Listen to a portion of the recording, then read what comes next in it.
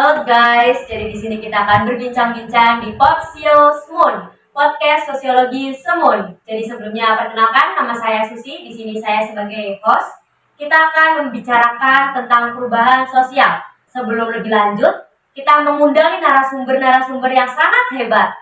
Yang pertama di sini ada Putri, yang merupakan siswi teraktif di kelas 12 IPS 4. Dan di sini ada Dina ini merupakan siswi terrajin di kelas 12 IPS 4. Dan di sini ada Aul. Dia merupakan siswi tercerdas.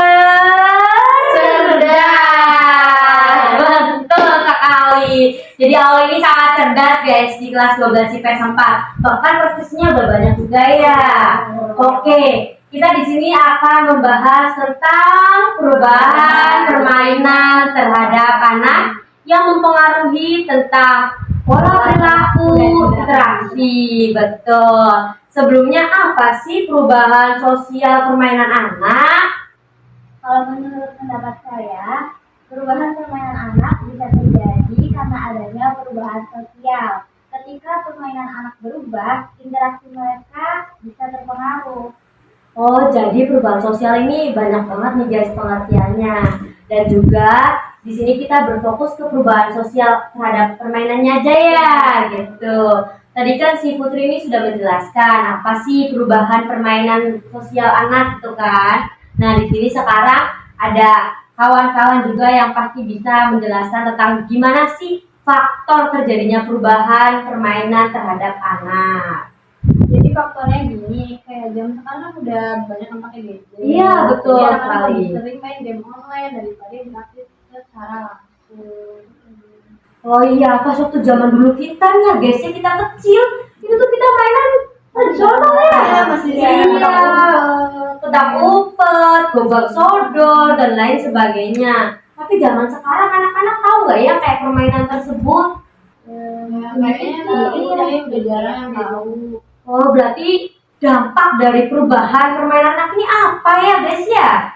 Setahu saya dampaknya kan ada dampak positif dan dampak negatif. Iya. Dampak positifnya tuh meningkatkan anak-anak dalam keterampilan dan kreativitas dan belajar bagaimana cara bernegosiasi, bekerja sama dan berbagi bisa melalui internet dan lain-lain. Jadi kayak virtual gitu ya. Oh, ternyata itu dampak Dampak negatif, positifnya. dampak positif. Jadi dampak positif ini bisa melalui internet dan lain sebagainya. Jadi itu anak-anak itu nggak jadul gitu ibaratnya. Iya, betul. Anak-anak itu tahu tentang teknologi dan lain sebagainya. Itu dampak positif. Bisa Nah, dapat baru juga. Nah itu teman-teman baru tuh dari jarak jauh juga semuanya kita kenalan sama. Buktinya saya kenal sama Canyol itu kan lewat dari HP juga, gitu kan. Pasti di sini ada juga nasi yang kayak penggemar opa-opa Korea gitu tuh. Aduh, ini merupakan siswa-siswi atau siswi yang suka nonton drakor ini ceritanya kayak gini. Oke, jadi kan tadi udah dampak positif, dampak negatifnya apa sih guys? Negatifnya tuh dengan adanya perubahan ini anak-anak cenderung bermain gadget terus, jadi lupa dalam belajar dan lain sebagainya. Oh, jadi anak-anak itu sangat jarang ya, maksudnya tuh sulit sekali untuk menghindari dari HP. Iya, Kecanduan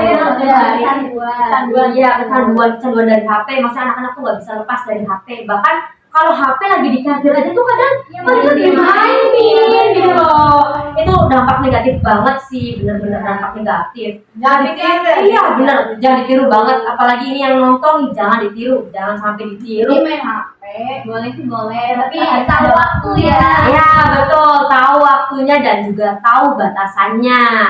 Apalagi sekarang itu anak-anak kecil udah banget mengakses kemana-mana kan. Apalagi tuh sekarang yang namanya batas umur usia kita tuh bisa disabotase. Maksudnya tuh kayak saya contoh tahun 2006 lahirnya, tapi di situ saya bilangnya kayak tahun 2000 itu kan lebih kayak dituain gitu kan biar bisa mengakses yang contohnya ya kayak 18 plus gitu dan sebagainya. Iya.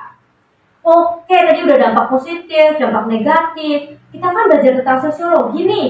Kalian masih tahu nggak kayak teori-teori apa aja gitu mengenai perubahan ini? Menurut saya perubahan sosial ini termasuk dalam teori perkembangan. Karena sebelum adanya teknologi yang maju, permainan anak ini bersifat terbuka kan. Iya, betul.